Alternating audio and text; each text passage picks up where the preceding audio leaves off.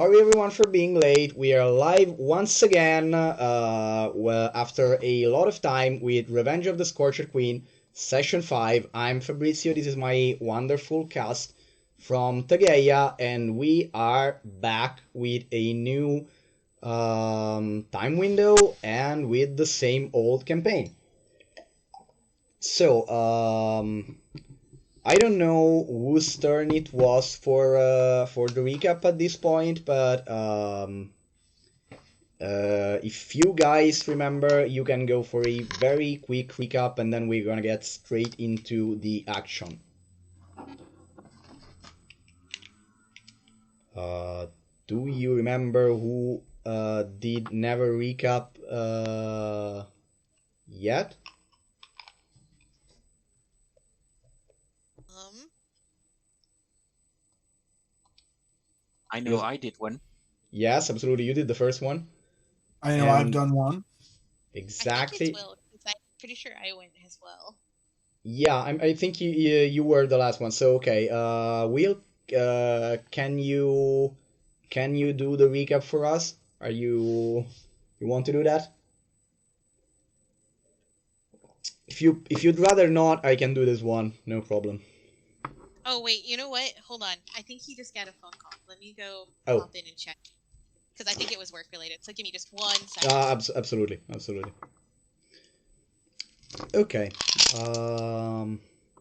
So, for anyone that may be tuning in just now, general thing about the adventure campaign, we are playing in the homebrew world of Tageia, a world of seafaring empires and vast archipelagos, and we are playing a mystery and action based campaign centered around bringing back a mysterious artifact known as the Eye of the King to the horde of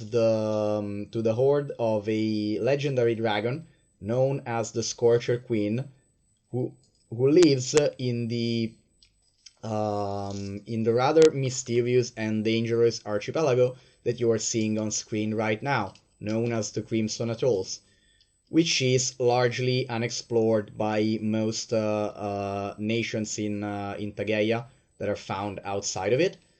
So this is episode 5, and we add other 4 action-packed sessions to get us here. And so during the course of those sessions, the party, which was hired from a local noble in the island of Tamet. They got the mission. They got custody of the treasure, the Eye of the King, and they sailed all the way to the Crimson Atolls with a lot of shenanigans on the way, like an encounter with pirates and a young clandestine bronze dragon, the little Saurian Raster, which is heir to the role of Guardian of Tamet, and has barged in on their journey and has been a source of a lot of fun and worry and shenanigans. And okay, so we're about to get Will back in a bit, but as I said last time, so we are currently on the basically on approaching the conclusion of the adventure, and considering the fact that we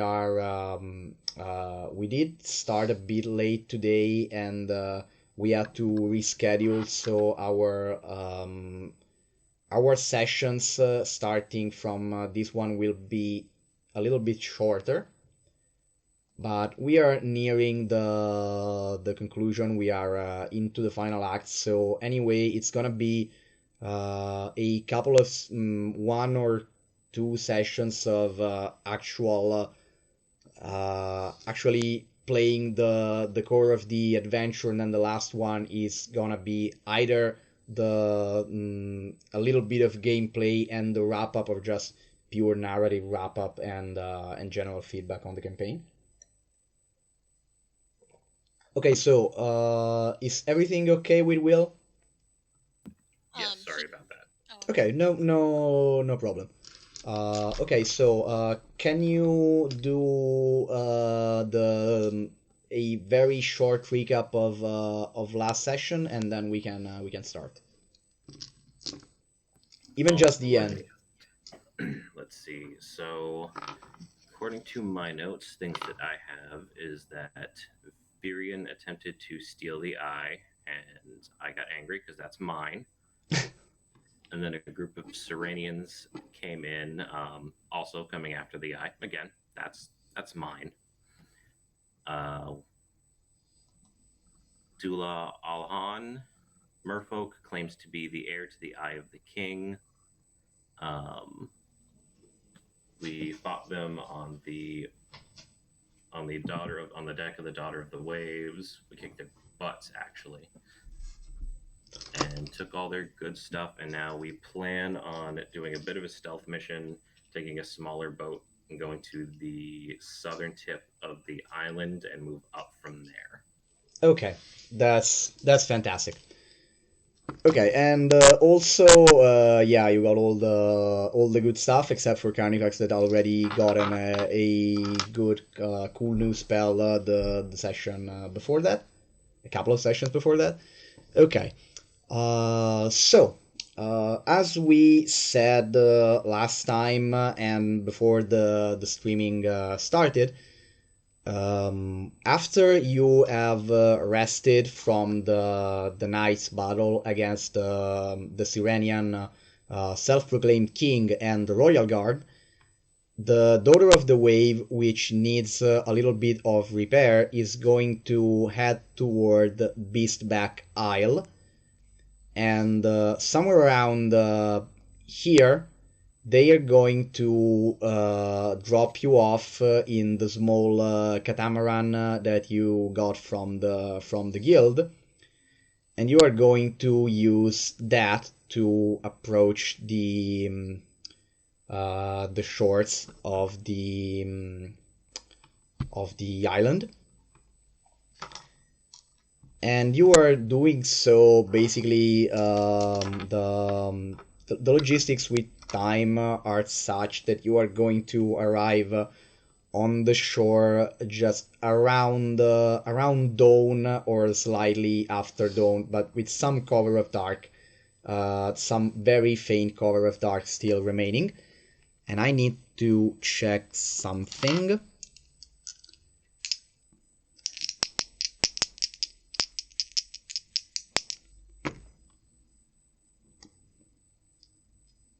Okay. Oh, by the way, hello, Damparo.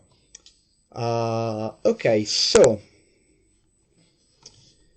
all four of you are, unless you want to do or ask for something before everything goes according to plan at the beginning. The Daughter of the Wave leaves the location it's arbored in, and you mount on your small boat, get lowered into the water, deploy the sail, and prepare for to go full speed ahead towards the island, which should be a quick affair if the wind is in your favor, which it is. So you're probably going to get to shore in less than 1 hour. Anything else you want to look out for? Or I mean, less than 1 hour. Yeah, it's 2 kilometers for an hexagon starting from here. Yeah, less than 1 hour after you leave the yeah, it's plausible because the catamaran is extremely fast, especially with wind, with favorable wind. So you are probably considering. I don't exactly remember when the battle happened, but yes, you'll probably make landfall as soon as the sun starts to rise.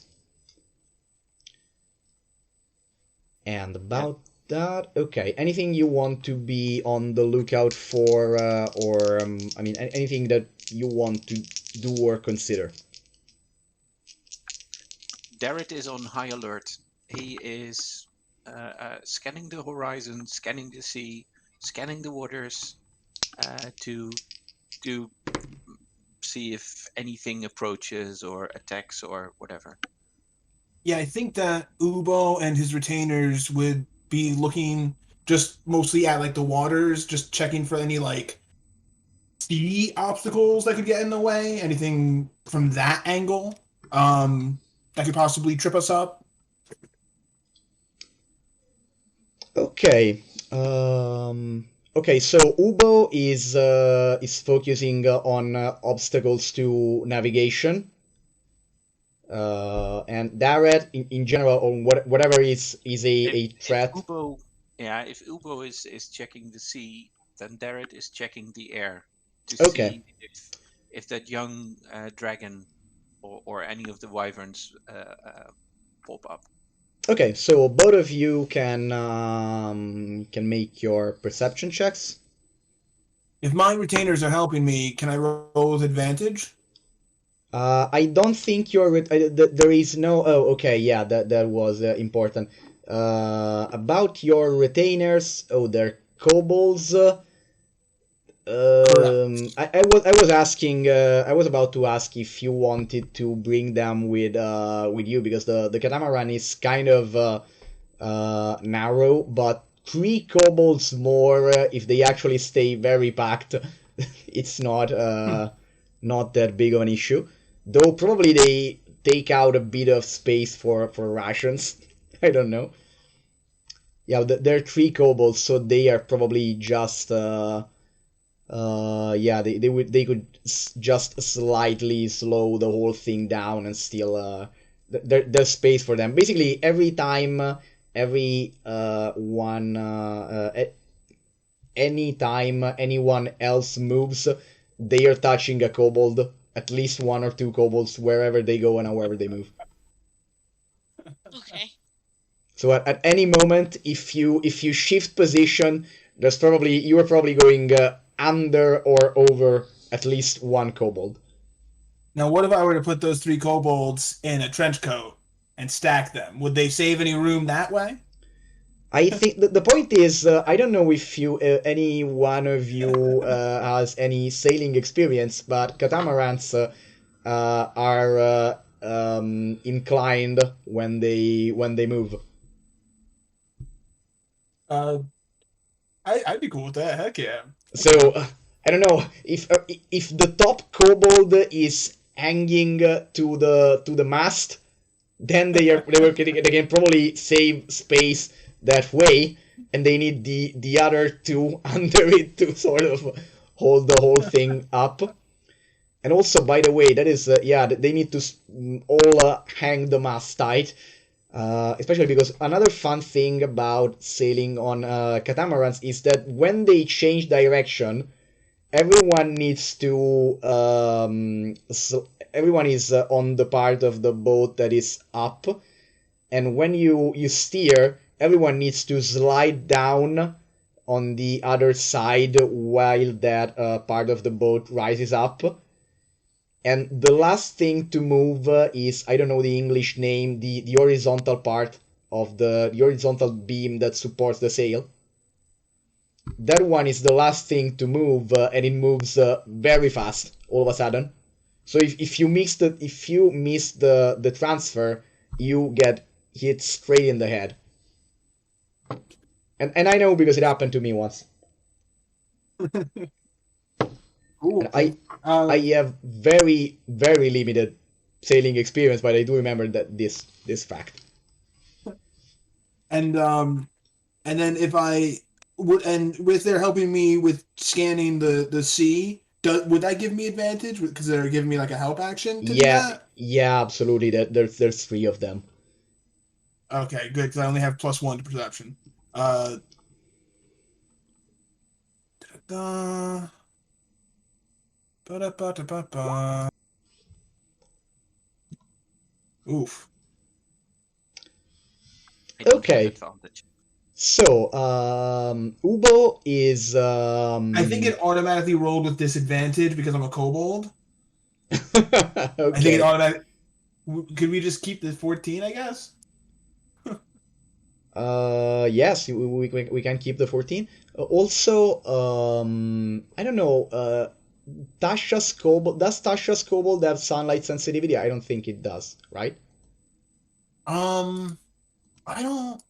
It says here that I do have disadvantage, and I was using Tasha's rules for it. So I'm guessing yes, or unless that's D&D Beyond goofing. I honestly we'll need to check that because we never considered it up until now, and frankly, I'm not super keen on considering it in general, but I just wanted to know. Okay, so you guys are quite effective in your survey. As long as, I mean, for the first part of the journey, that is not particularly necessary. But as you get closer to the actual shore, that becomes much more significant because the water becomes very treacherous. There is a lot of places in which rocks are very very close to the surface, and just a slight shift in the tide, or even just the aftermath from the passage of a particularly strong wave could leave a rocky shard exposed. And so your combined survey will give Altana advantage on her dexterity check for water vehicles. Because I'm assuming as the most expert pilot, she's doing the actual piloting of the boat. Seems like a good assumption. Yeah, and so at the in a little bit, I will have you make that check. Before that, though, the eyes of Darret, which are focused on the sky, notice one very conspicuous thing, which is a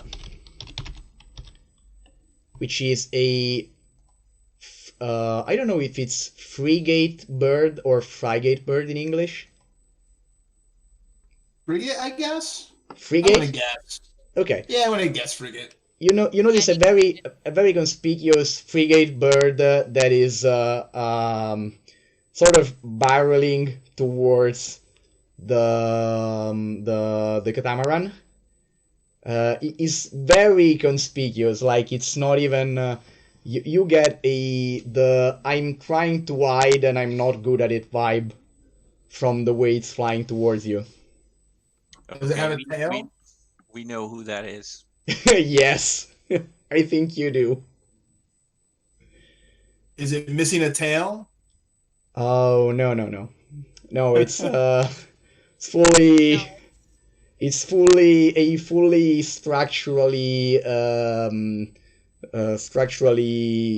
whole bird, and since Darret seems pretty sure of his identity, the bird arrives, gets closer, perches on top of the mast, and then gives a look to all of you guys and just shrugs with its wings and gives you a look that sort of says, "Come on, you think I could miss this?"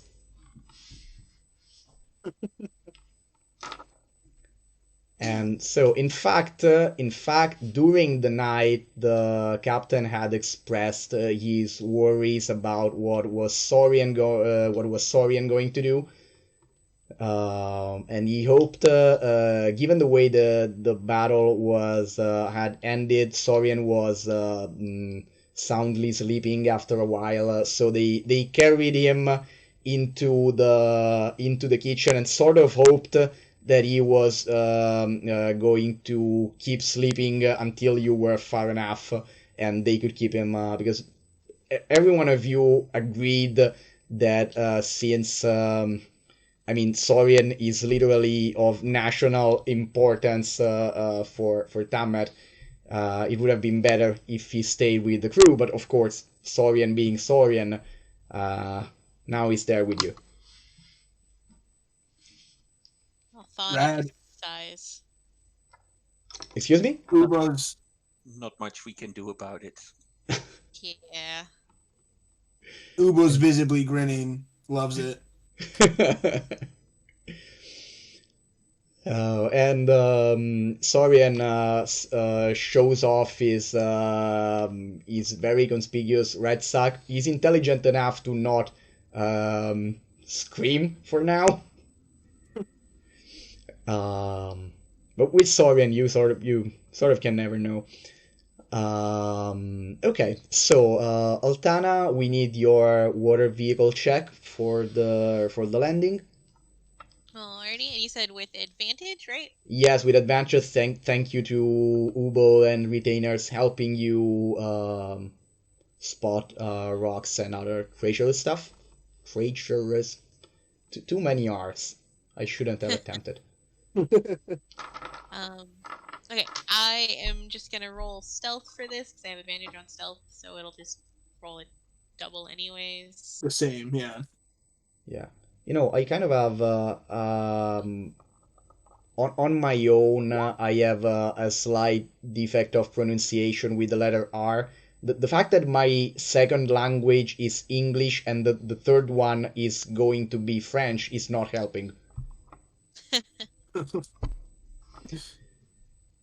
So that's a 12. That's Okay. not great. Okay, so yeah, that's a 12. And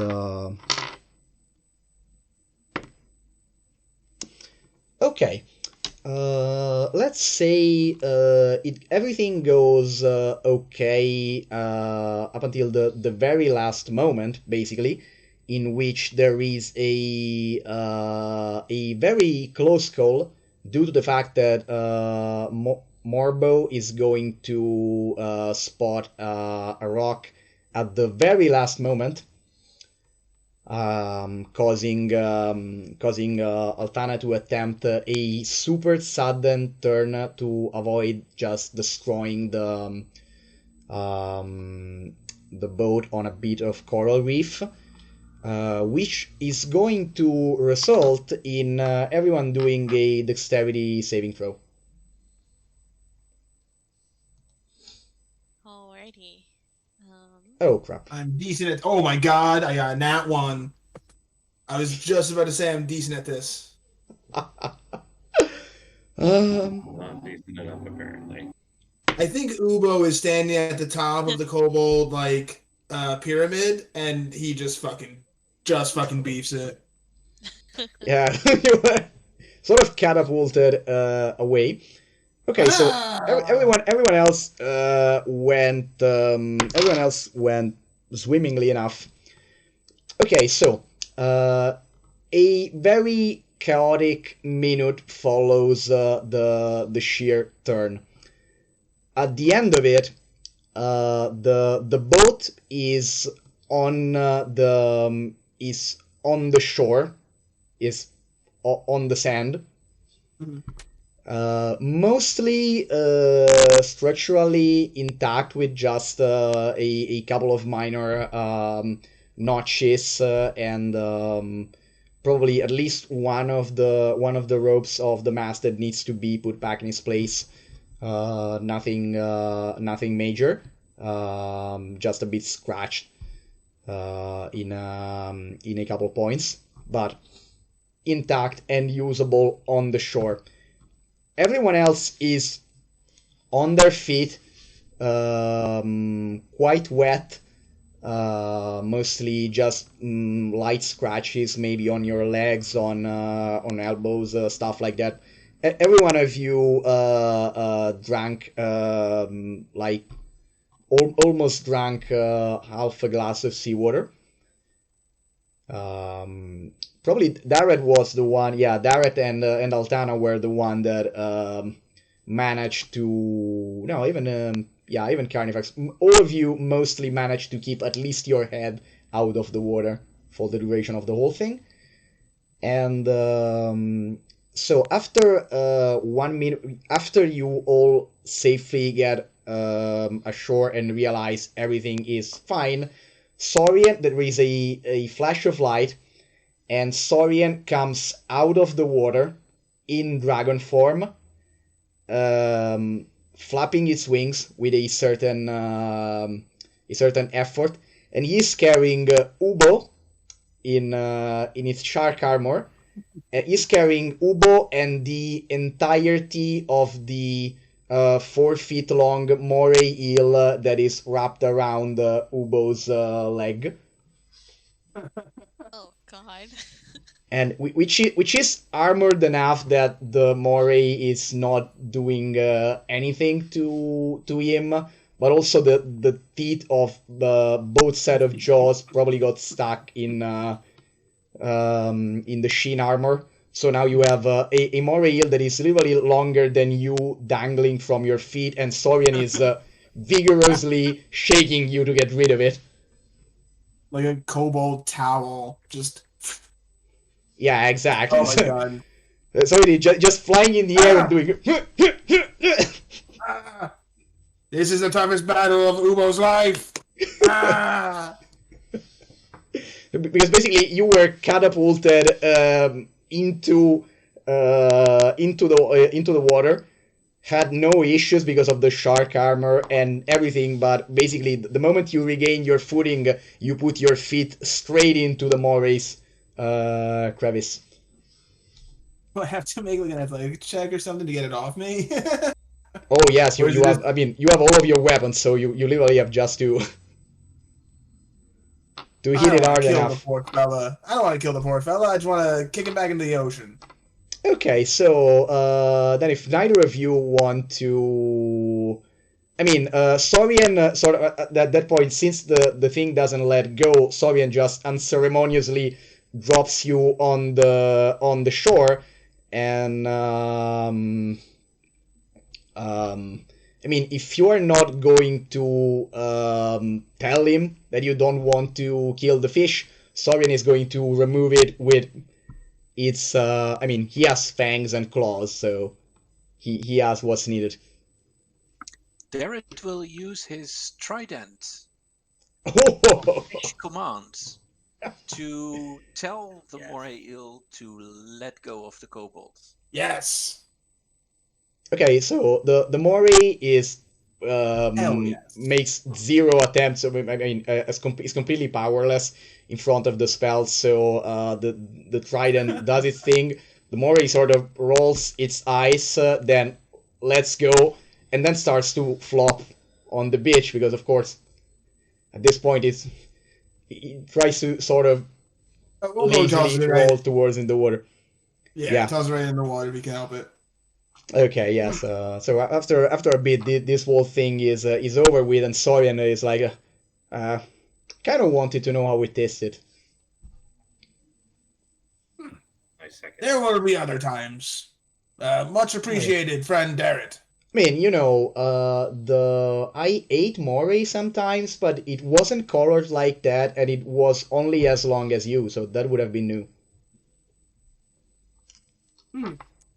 Maybe after all this is over, we can go on a fishing trip.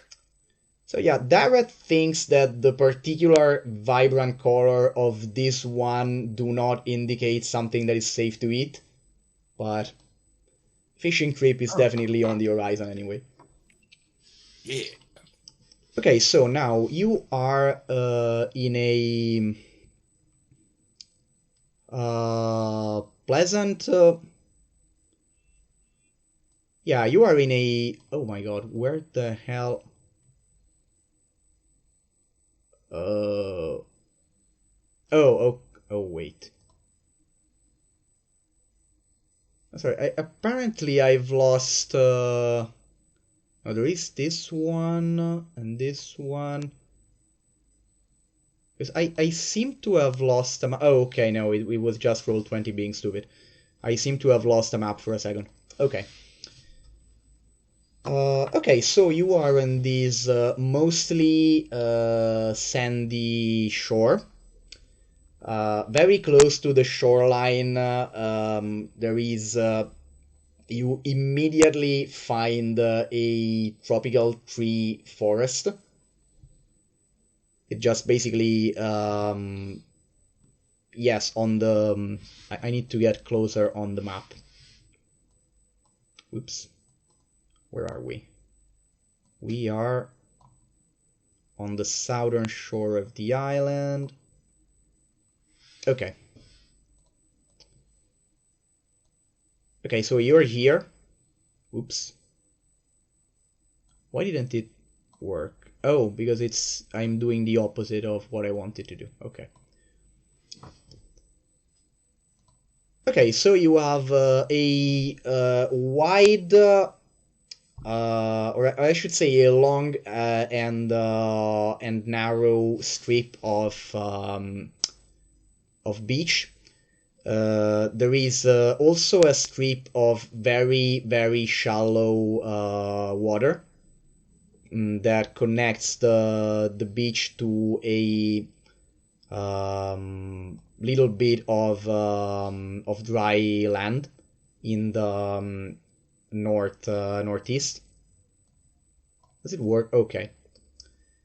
And so you can either keep going along the coastline. At one point the terrain is raised a little bit. It becomes not exactly... I mean, there is a... I'm forgetting all of the words today. I'm forgetting all of the words today. But yeah, after a while, if you go along the shoreline, there will be a point in which the ground is higher up, and you can you have to climb a bit to see what's over there. Or you can go south or southwest and go straight into the forested bit.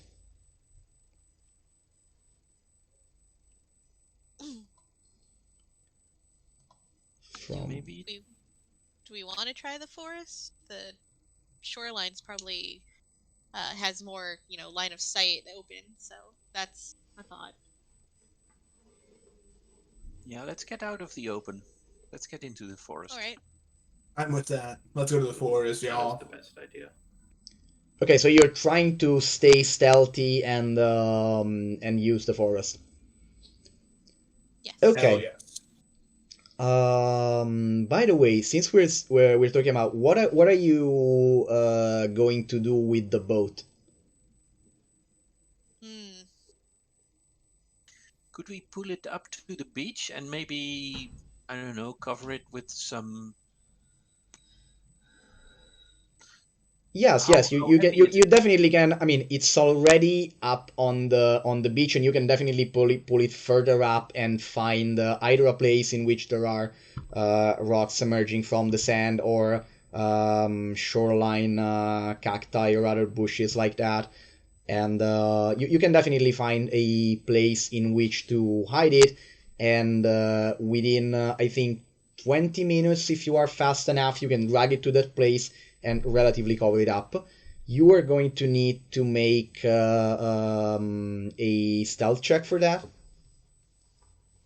Do we want to do this, or because if we need to leave in a hurry, then we have to do the reverse, which might take too long. Yeah, I mean, Darret is able to spot the closest place to hide the boat would take you about 20 minutes to actually hide it, and if you were to try and get to the sea in a hurry, it would be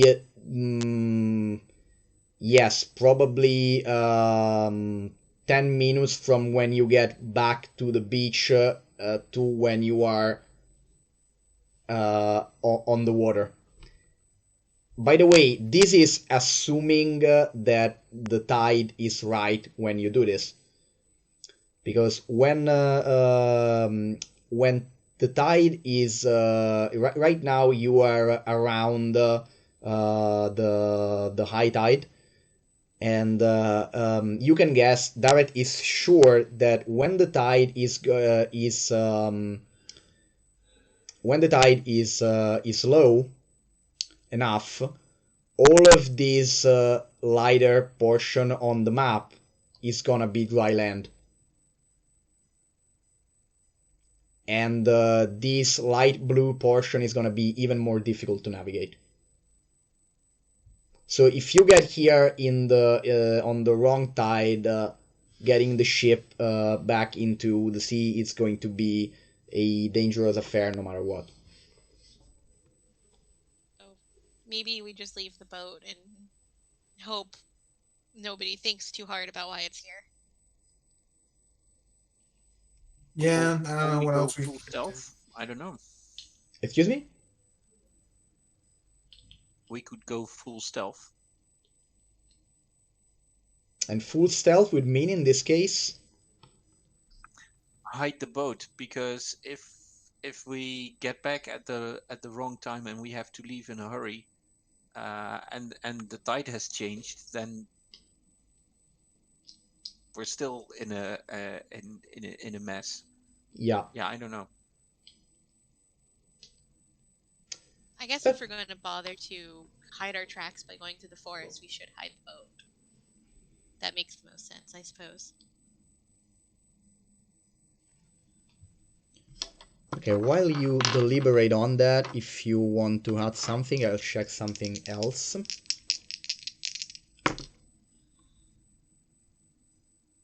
Okay. Yes, I also agree. I think full stealth is the better option here. Okay. So you are taking some 20 minutes to do that, and you make a stealth check for yeah, you can make one of you, the best one at stealth can do this for the whole group. You're taking your time, so in this situation the highest roll in the group is the one that counts. Gotcha. I am not the best at stealth, I bet. I only have +4. I think this is gonna be Altana probably. I only have a +5, so. I don't know. I know. Given the situation, I think that even survival is an applicable skill here. Potentially. What's your survival, Darrett? Because yours is probably highest survival. +6. Okay, so do you want to go survival, or do you want me to go stealth?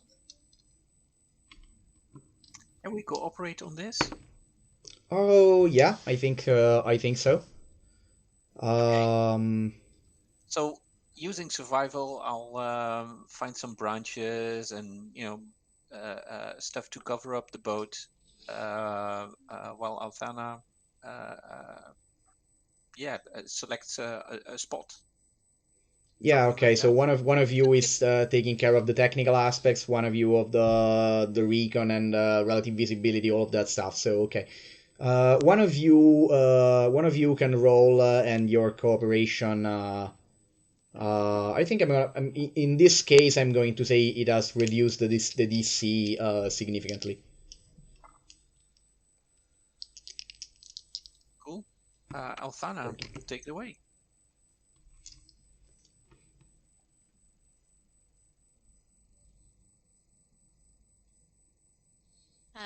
So it auto Fantastic. rolls with advantage, so the first one would be the straight roll. Okay, so at one point in all of this, Carnifax and Ubo are busy inspecting the rest, helping. I mean, at one point they, I don't know, maybe decide to have a bathroom break, but they lose sight of the two of you for a bit, and then they go around it. Where is the boat? Where did we put it? Apparently you hide it so well that half of the party. Wait, what? I'm pretty sure we came here by boat. And after that's done, okay, so you're going for the forest, and okay, you're going for the forest, and I assume as the one with the highest survival, Darrett is gonna be the navigator here. So we're gonna have yeah, one survival check for you after you describe what is your approach in leading the party through the forest. Well, I'll take point. Yeah, and I point out stuff like, take care that you don't step on this, watch out for this gully, stuff like that. And I'm trying to find also traces of any wildlife that has, traveled around in this forest. Okay, so you are doing a mix of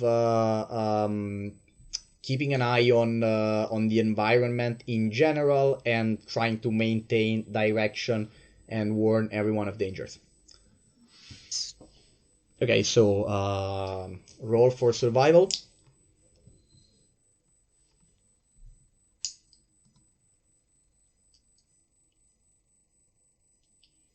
Okay, the forest is interesting and challenging in many ways. It's a very dense canopy in this point. It actually is a mix of tropical forest and almost mangrove in some stretches. Which basically means that you are in some points there is no trail. You are going ankle deep in water, and every step you make, a lot of tiny fish move around and over your feet. There is a decent number of interestingly patterned butterflies around, and Saurian is for the moment is going around in dragon form, but he's being is going on the ground, very looking around intentively, like if he was looking for something. And yeah, you're trying you find this you're finding this place kind of challenging to navigate, but also very interesting. It's clear that there is a very endemic, very peculiar environment. And also you take notice of the fact that you are starting to hear various kind of bird calls, many of which are partially unfamiliar to you. Like you think, okay, I think this is kind of like that species, but not exactly. And besides that, yes, for there's nothing of particular interest that you are that you spot. Do nothing of particularly interesting that you spot, because there's just so much to take in that is difficult to do all of that at once. And so after a while, you realize that the sun has definitely risen up in the sky, and you have made a little bit less progress than you would have liked in going northwards.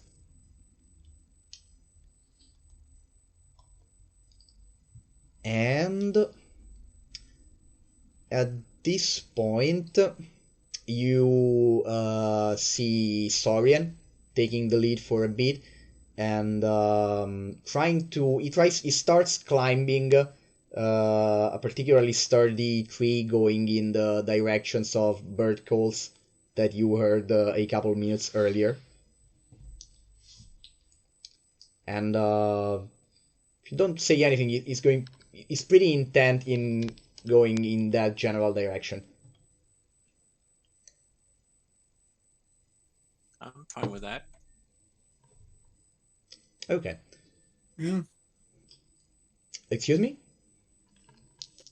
I'm just agreeing. Okay. Remind me of your passive perceptions, everybody. 11.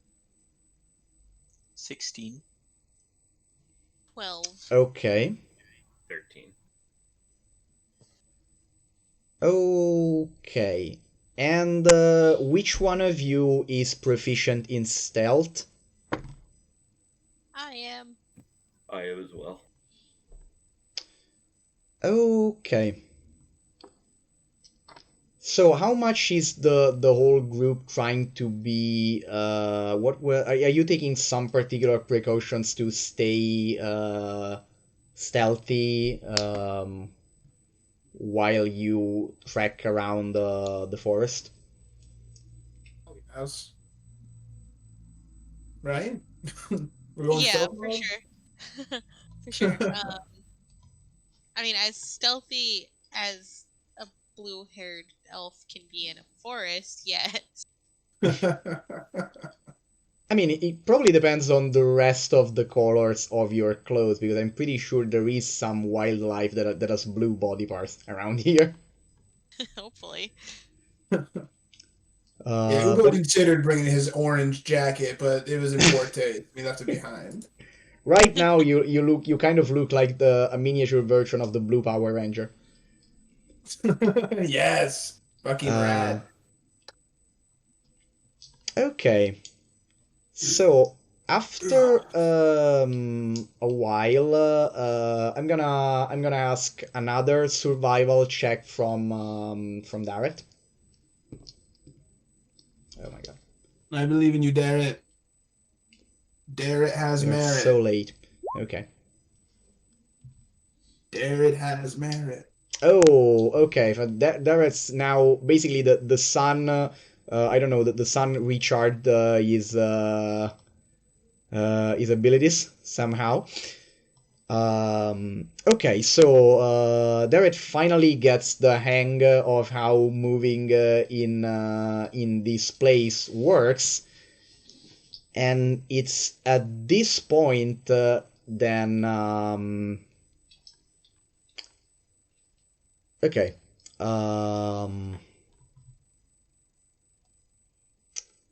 Okay, so at this point, first of all, he notices that after, I mean, you just got the hang of how everything works. Is okay. I think I got where we need to. I now know how to move around here without losing too much time, and how to avoid dangerous stuff. I have even spotted, if we need that, a couple of things that might be edible or useful. And you are pretty sure of I mean, if you want to do, you are pretty sure when you decide that you want to go toward X part of the islands, that you can navigate the party to that part of the islands. So now you have to decide that if you're gonna make a beeline for the volcano, for example, or if you're gonna stay on the eastern edge of the island or the western. I'm getting you back to the map for now. Yeah, I think. So right now you are about. Sorry. Right now you are about here. Right. I think we'll stay in the forest. So I think that means we'll follow the coastline. If the map is correct, the forest covers basically all of the central portion of the island. So you can go relatively at this point. You can curve northwards and go relatively straight, or stay closer to the coastline, or go all the way towards the opposite coastline for whatever reason. Let's go relatively straight towards the volcano. Just yeah. Okay. I mean, we can't miss it. Yeah. It's there. So Yeah, the volcano is, I mean, right now the forest is quite dense, but there are some points in which it just becomes a little bit more sparse, point in which you can just climb on. You have definitely all of the occasions that you want to just peek upwards and notice the volcanoes. Um, After a bit, okay, you decide to keep this course, and while you are doing it, you notice a couple of very interesting details. Number one, there is after you go over, you think you've left this small mountain range behind you. You notice, you now become positive that there is signs of people going around the forest, because there are a couple of you come across a couple of what have to be trails. They are kind of secretive. They are oriented in such a way that if you don't intersect them, you don't see them from the outside, because they are covered by the underbrush and the tree, and they are sort of angled in such a way to allow you to move stealthily, which is kind of interesting and worrying at the same time, because the island is very remote, and still apparently there is people on the island that have made trails that allow them to move stealthily, which might be useful for hunting, but also for many other uses. And at one point, okay, yes, you are still around here. Okay.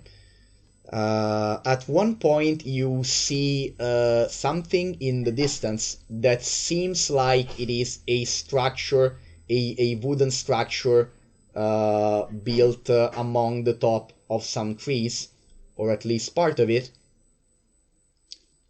And lastly, you spot a patch of forest which looks weird. So you kind of become a little bit curious to inspect it, make a slight deviation, and you discover a patch of the forest in which something very big has probably passed through at some point, because there are trees that look like something wrapped and bashed against them. There are a lot of weird signs of on the ground. At one point, something that seems like a bit of peculiar looking snot at the base of a tree. And the two most interesting things are a slight smell of ash and coal, and one big ass three-fingered reptilian footprint.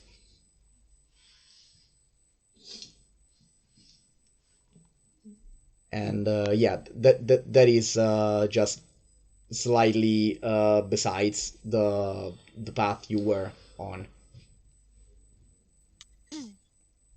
So, there are humans on the island.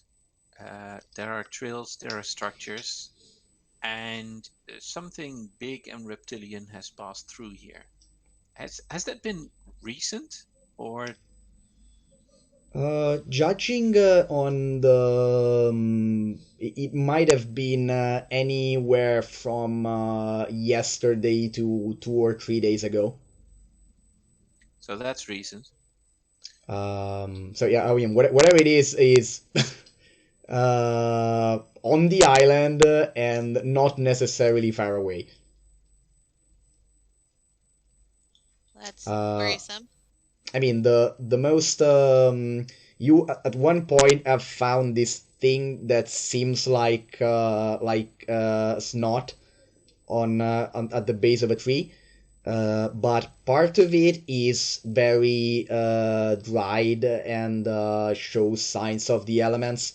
The part of it that is almost still that's still a bit wet and gooey is in a very humid, very shady spot. So it presumably, given the humidity around, could have stayed in that state even for 1 or 2 days. I think Ubo So would. basically, something that is very big sort of sneezed around that point. Yeah, I think Ubo would go to Tokba, and he would ask him, like, if this footprint seems like a dragon's footprint by its size, since he is familiar, or if it Tok- might be something different than that it's from his own Tokpa, right? experience. Okay. Yes, It's Tokpa, right? Tokba. Tokpa tells you that no, three fingers is I mean in fact Darret and even Carnifax Carnifax can make a if he doesn't have nature he can make a straight intelligence check and Darret can make a nature one. Mm-hmm.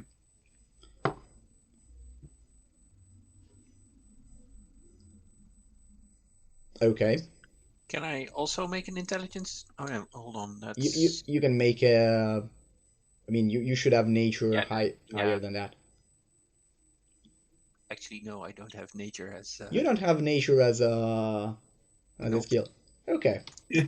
Okay, then you can make a straight. If you have a Madman.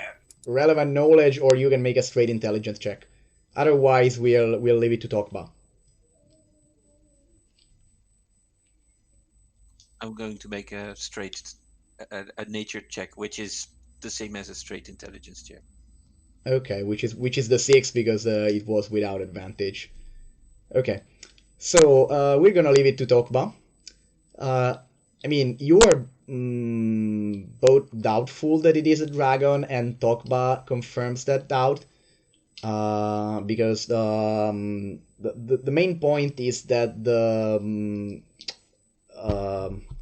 I forgot the name. The footprint has 3 fingers, and that is not most dragons that walk on the ground with either 4 or 5 fingers on the limbs they actually put on the ground. And so this is definitely no dragon. It's I mean, it's either a bird, but a huge ass bird, or most likely a non-avian dinosaur of some kind. Okay. And definitely around huge size. And some of those are around in some parts of in various parts of Tegeia, particularly in Savesta. This is presumably some kind of very big theropod. This is no dragon, but sometimes they are called names like dragon wolves or dragon great lions or something like that, to signify that they're being a ferocious predator with reptilians, or you have even seen them called hawk dragons or stuff like that. There's a lot of names for that, but basically, yeah, it's pretty much guaranteed that it's some kind of very big theropod. So bipedal dinosaur, most likely carnivorous. And Carnifax can attest. Carnifax, as given where he lives, probably he has at least seen one live Spinosaur at one point, and some of their tracks. And so he can confirm that while not a Spinosaurus, we are talking about something in that size range. Jesus. Yep. So a lower apex predator than I. Yeah, we said that about everything. Well, unless he can spellcast, but I don't think that's the case.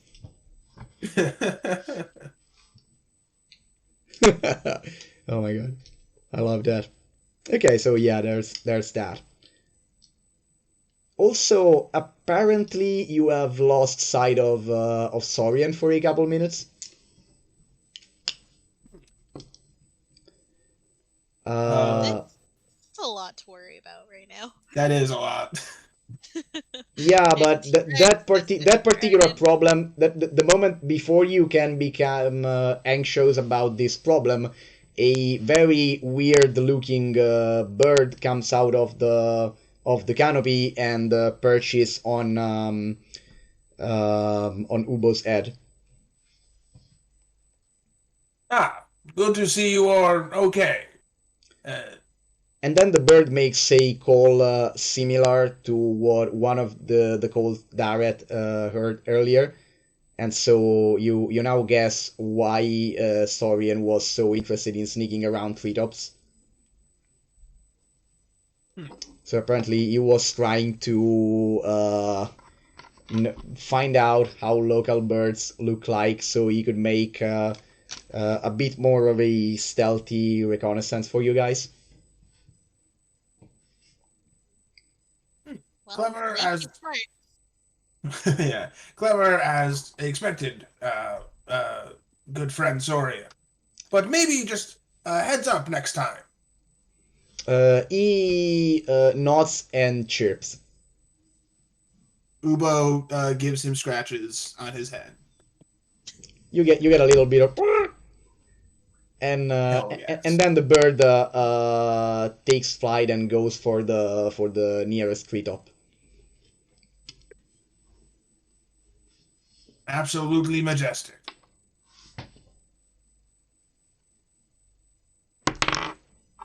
Do we see? We know that there's the footprint there. Do we see if it leads anywhere? Like if it was going in the same direction that we were headed?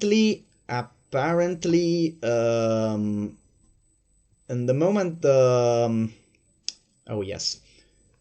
Wait a second. Mm-hmm.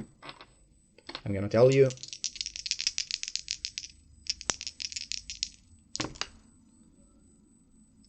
Okay, so I said you are around here.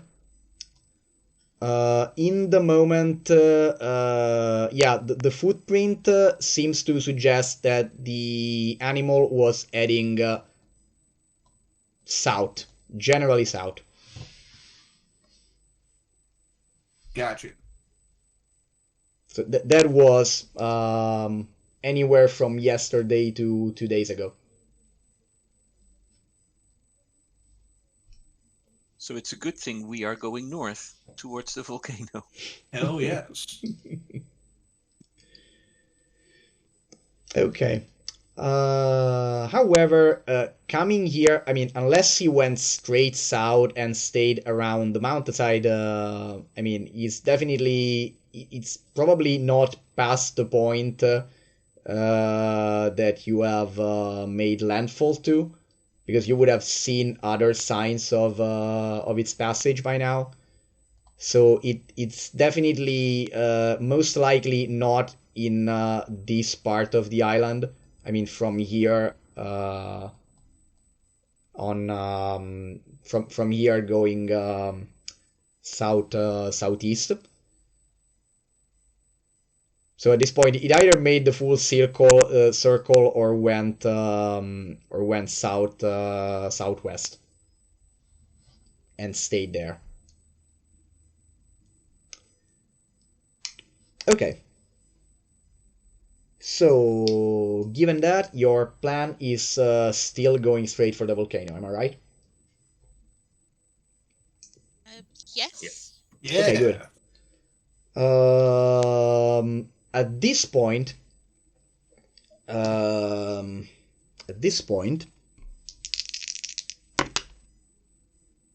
what is this number?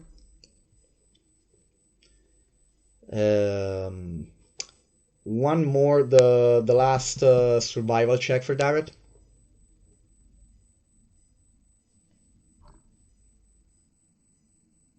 And also everyone make a stealth check. It's kind of concerning that you say the last survival check for Derek. I mean, it's for okay. For the purpose of I didn't say before what. For the purpose of navigation of this part of the navigation. I wasn't concerned, and now It's always concerning. It's super concerning. Is this stealth to move silently? Not only silent, is stealth for whatever you're doing to be discreet while you move towards the volcano, especially since you realize that there are people that go around the island and that you're probably getting closer to them. Okay. Either way, it's over 20, so I'm okay. Exactly.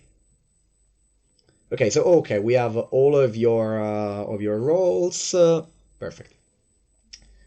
At this point, the survival for Darrett was a 19. Okay.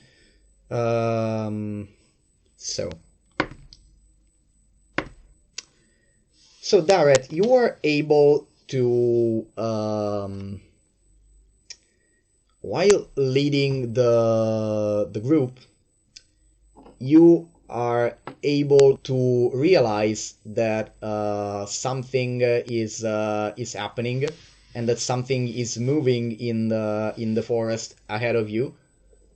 Something is probably stirring some flock of wild birds and other general. You see birds flying, songs interrupting, and other general signs that lead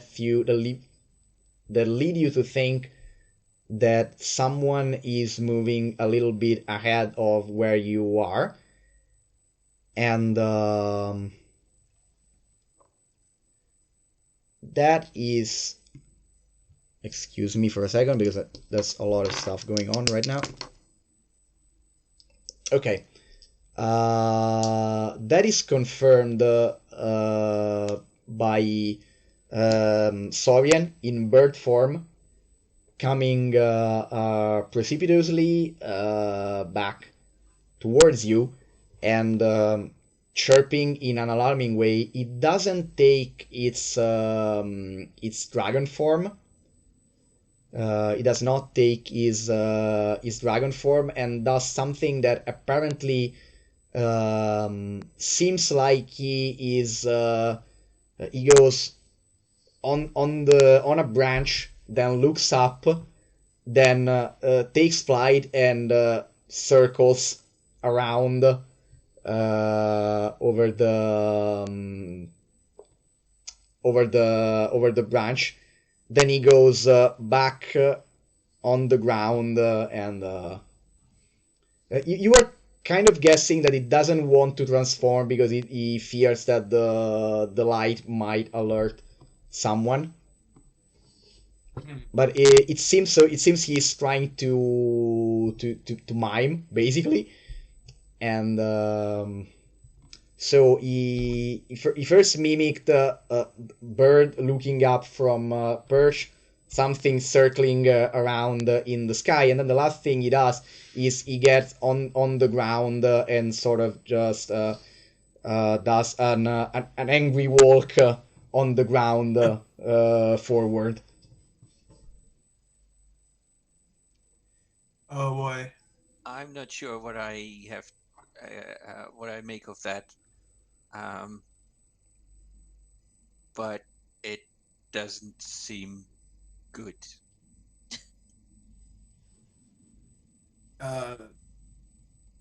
Uo finds this incredibly cute, and takes out his rapier and his whip. We know we saw the exact place where like somebody was moving ahead of us. Dareth thinks right now you are about here.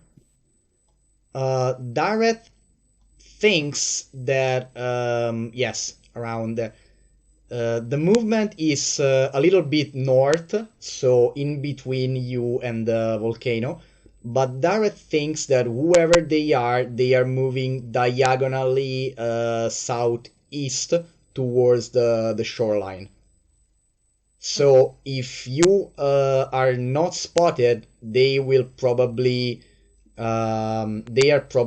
going to pass near you, but not exactly into you, unless they are very spread out or you make yourself visible. Oh, Ubo just gets as low as he can. Then it's best not to be in a fight right now. Okay. I agree. I also agree and follow Ubo's lead, though I obviously can't get as low as him. Okay, so at this point you notice while everyone you have all decided to hide. Hell yes. Okay, so while you find while you look around finding a place, you notice that Saurian grabbed a little twig, found a place in which the ground is a little bit softer, and started with the beak scribbling something with its beak in the ground, and then he lifts his head up, moves its ear, and then sort of stops riding, drops the twig and go perch on a tree and tries to hide. So yeah. No. I'm just clearing my throat. Anyone wants to quickly go and check what he tried to write? I can do it, I guess. Okay. Do make a quick intelligence check, just straight up intelligence. Oh no. Because yeah, you are definitely the closer, but Hey. okay. Realization. Actually, it's a quick realization. You start to move. Then do you speak Draconic?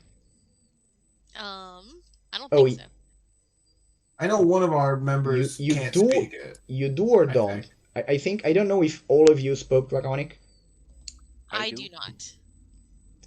Okay, so at that point you realize that given the circumstance, whatever Saurian has written is probably in Draconic. I can check it. It's very likely that he has written in its mother tongue first. Then I'll just grab whichever lizard-like party members nearby and slowly push them forward. Okay, so it's gonna be Ubo or Carnifax. Carnifax will go. Mm-hmm. Okay, Carnifax go makes a stealth check.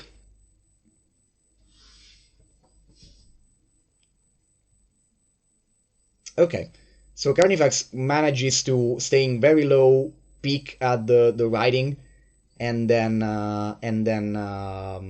hide.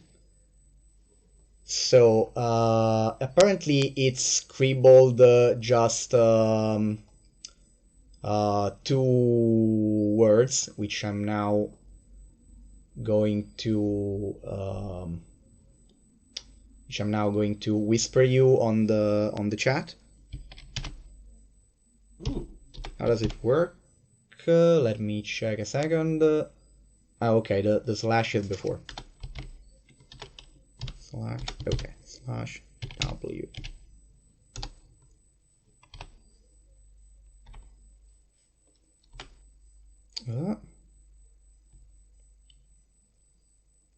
I'm forgetting a word.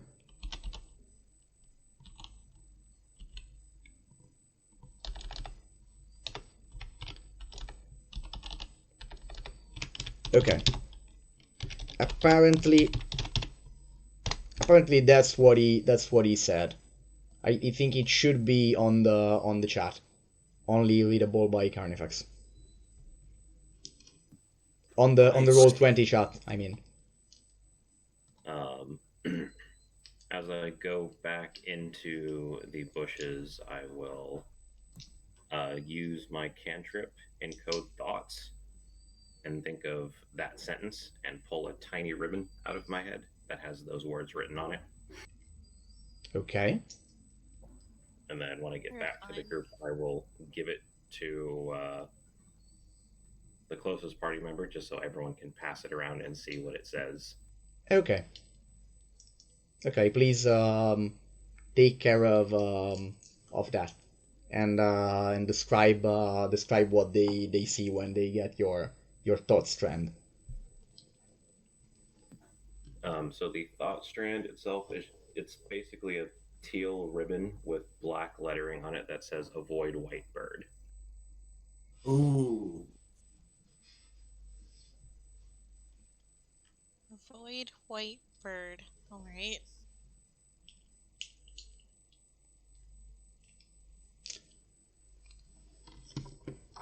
Okay, speaking of which,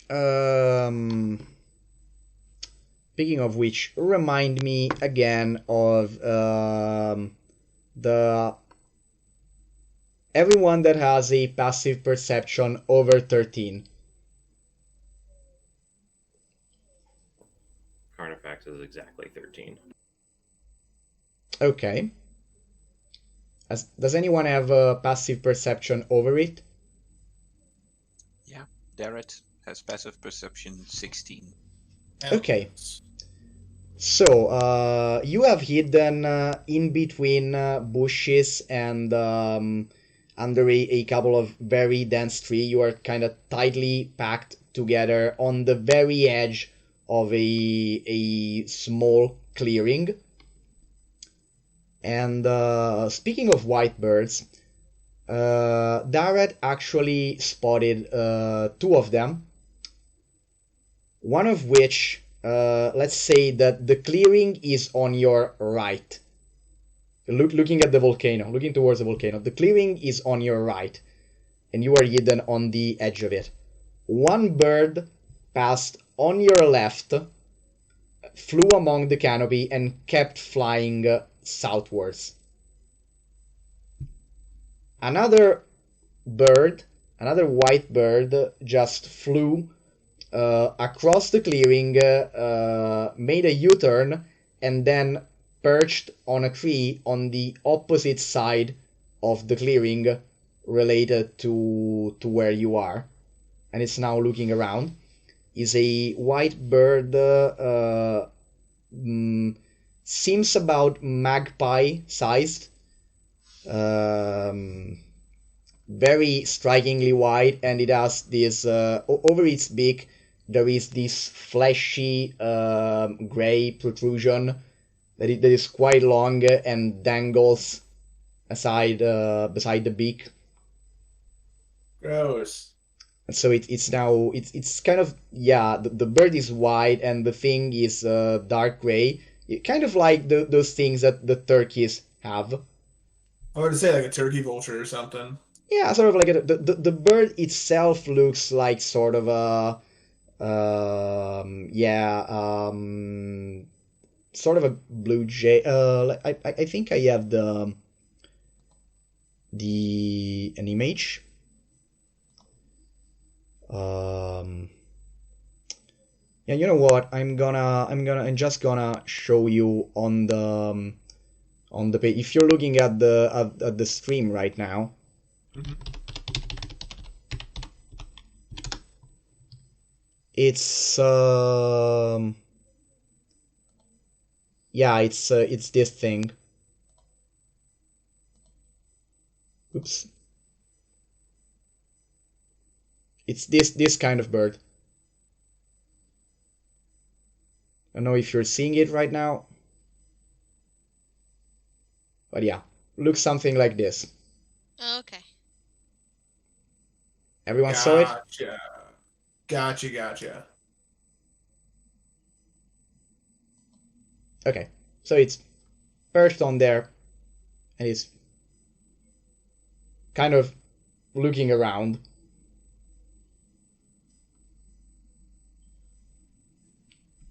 And the other one flew straight past you, but apparently this one is staying for a bit. Maybe they're kind of like surveillance. You want to make another nature check? I do.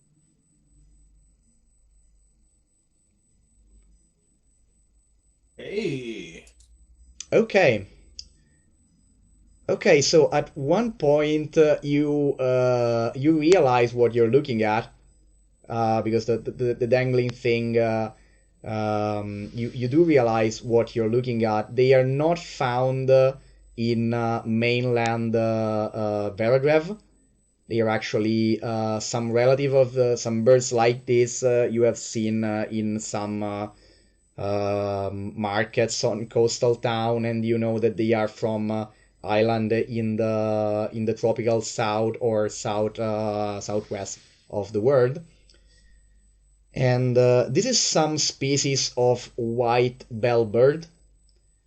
And apparently the one thing that this kind of bird is famous for is, and that's the reason they are exposed among other curiosities in exotic species markets sometimes, is that they are extremely fucking loud. Like their call is if you were if you were half the distance that you are from it now, his call would physically hurt you. Oh. Would actually cause pain Damn. to hear the call of that bird. If you were a bit closer than this.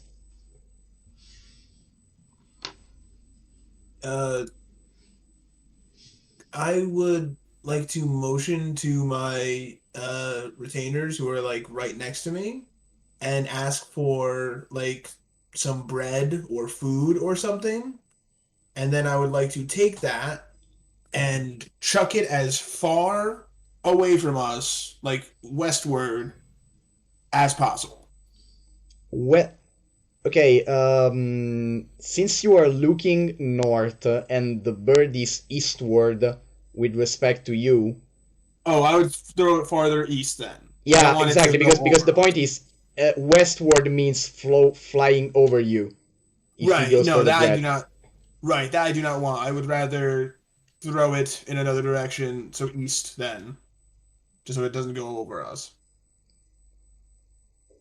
Okay. Make a stealth check. Okay.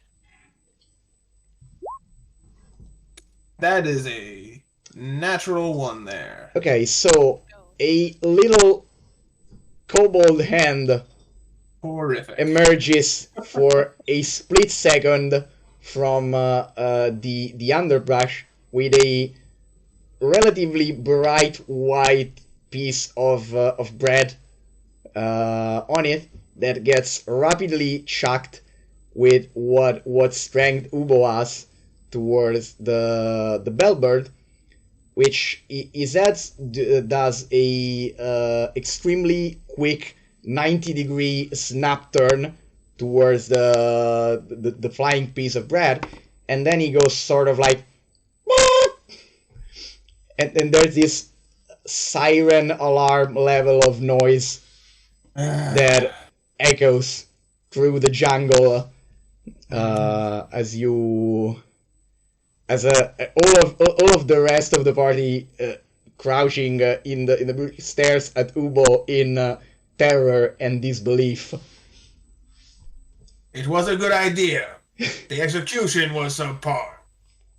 And by the way, 5 seconds after that, you hear a similar noise coming from at least 4 other points around you.